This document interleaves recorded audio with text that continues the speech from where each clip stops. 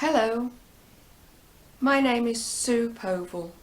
I'm a storyteller based in England. I'd like to tell you now a story called Buried Treasure.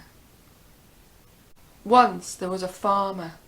He was an old man. He'd lived a long and happy life and a productive life. He'd spent it all on this farm, the farm that had been in his family for generations. He knew his time on this earth was short. So one day he took himself to his favourite part of the farm, right in the centre, where he could see his fields and his orchard and his farmhouse. And he sat there as the setting sun pulled tendrils of pink and mauve and orange and apricot down below the horizon. He looked around the farm. Brambles in the orchard, weeds waist high in his wheat field. There was just a small patch of land in the field at the front of his farm, a patch of land down by the farmhouse that he'd been able to keep going to feed himself. He worried. What would happen to this land after he'd gone? Who would care for it? Who would love it? As the sky darkened and the stars began to sparkle,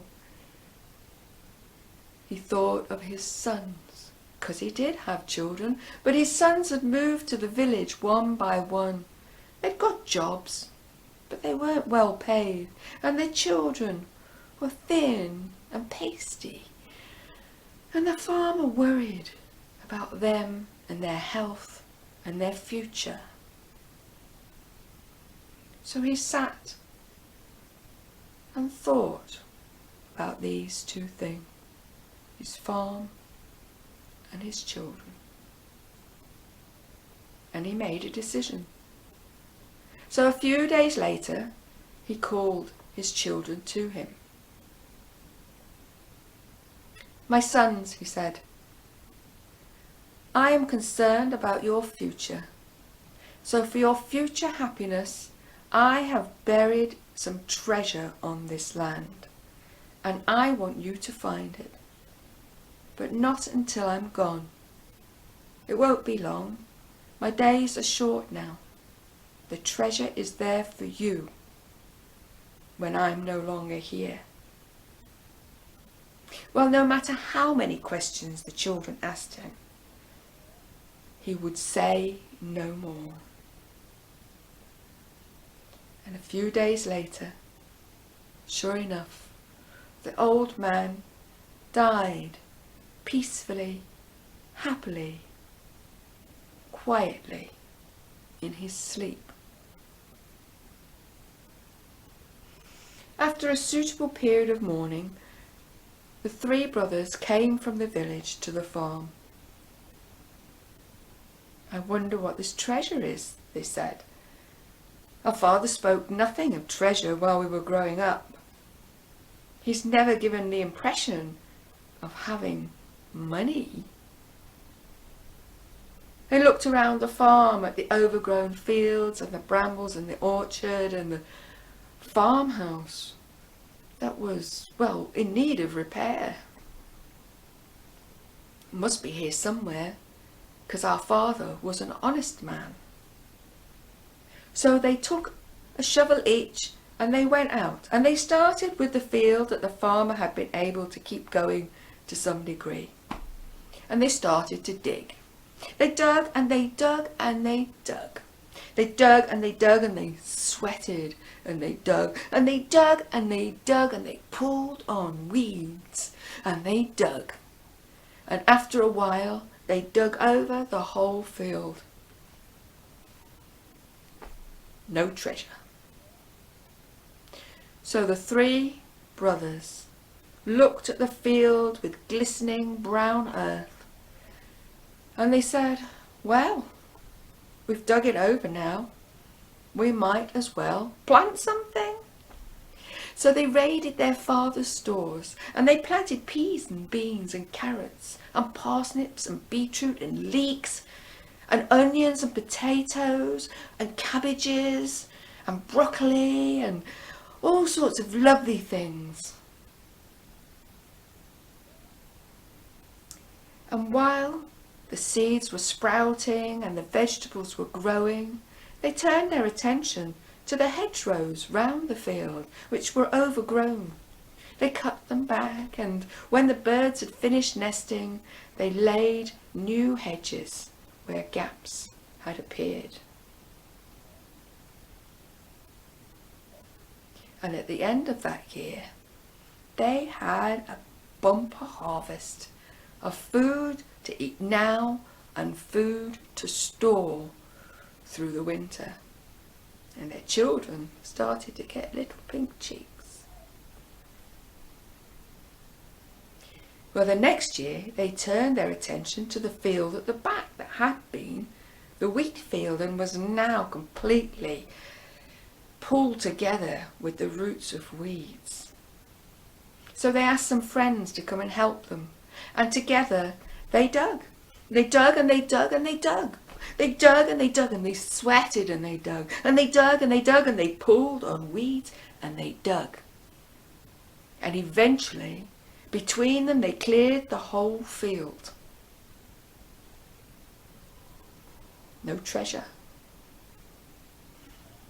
Well, the brothers looked at the field with glistening brown earth and they thought, we've dug it now. We might as well sow something. And they remembered this was the wheat field, so they went and they rummaged around in their father's stores and they found wheat and barley grain, and they scattered it over the field. And while those seeds sent up green shoots and then grew into grasses, they tended to the hedgerows round the field. They cut down things that were overgrown, and when the birds had finished nesting, they laid new hedges to fill in the gaps. And at the end of the year, they had a bumper harvest because they'd kept the first field going, of course, with all the vegetables, and now they had grain for bread and barley for beer as well. They shared all of this willingly with their friends who had helped them. Well, the next year they turned their attention to the orchard, overgrown with thick, sinuous, prickly brambles. Well, this time the whole village came to help them because this was a big job. So all of them, they brought their shovels and they dug and they dug and they dug. They dug and they dug and they sweated and they dug and they dug and they dug and they pulled on those difficult roots and they dug. And eventually they had cleared the whole orchard of brambles. No treasure. Well, said the brothers, now we've cleared it, we may as well do some maintenance on the orchard as well. So they cut down the dead trees, they trimmed off dying and diseased branches, and they rejuvenated the trees that were there and planted new ones in the gaps. And they declared that this orchard would be a community orchard from now on, and that the villagers were welcome to come and help themselves with the fruit and nuts when they were ready. But of course they'd kept the other two fields going too. So they had plenty of vegetables and they had plenty of wheat and barley. And they shared this with their friends. And there was still some left over after the family had taken all that they needed. So they sold that in the market. And with the money from that, they renovated the house and they renovated the farm buildings and they made homes for the three brothers to come and live in with their families. And they bought chickens and they bought pigs to keep the brambles down in the orchard. And every autumn they held an apple day. They bring an apple press and they create juice for cider, and they'd sing wassail songs and they'd bless the trees with the whole village. And this went on for many years, and the children, they grew strong, and their cheeks filled out and were rosy, and their skin was tanned from being outside. And the brothers and their families were happy and well fed and had a promising future before them. And so it was that one night the three brothers went to their father's favourite place on the farm, right there in the middle, where they could see the field with the vegetables, the field with the wheat and the barley, and the orchard and the farm buildings around them.